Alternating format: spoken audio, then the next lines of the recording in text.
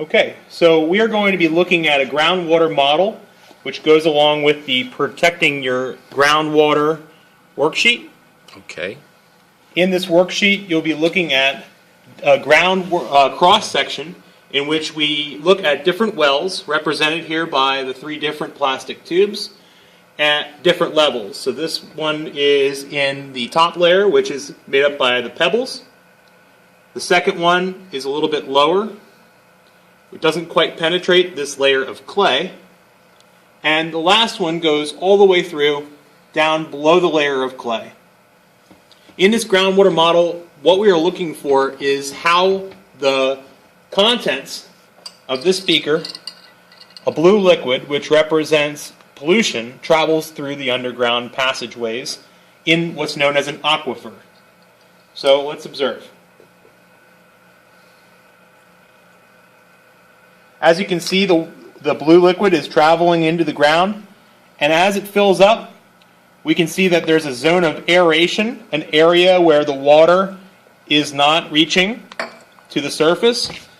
We have a zone of saturation on the bottom, which represents an area where all of the spaces in the pores between the particles are used up by water. And then we have the actual water table itself, which is the boundary between the zone of aeration and the zone of saturation.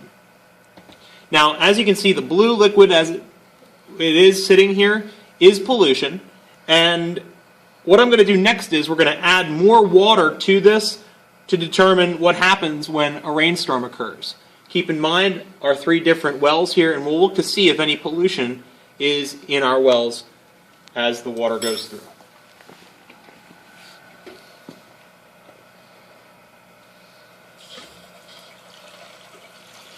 So as you can see now, the water is filling up our groundwater model. If the water is precipitating fast enough, like rain or snow, we see that the zone of saturation actually reaches the surface, at which point runoff occurs. Now, as you can see here, some of the blue liquid from our pollution of earlier, from down in the ground, is actually making it into the well, which means your groundwater would also be polluted. However, areas that are not in the deep part of the well here are not as polluted. And we've got some water here coming out of our groundwater model representing a stream.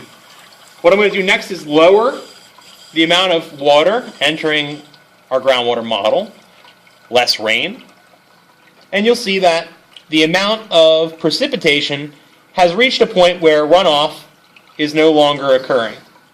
The water is able to enter the ground. In other words, infiltration is faster than precipitation. However, you can see that the groundwater is still reaching our stream, showing base flow as the water enters the stream. That's why rivers flow when there is no rain. Okay.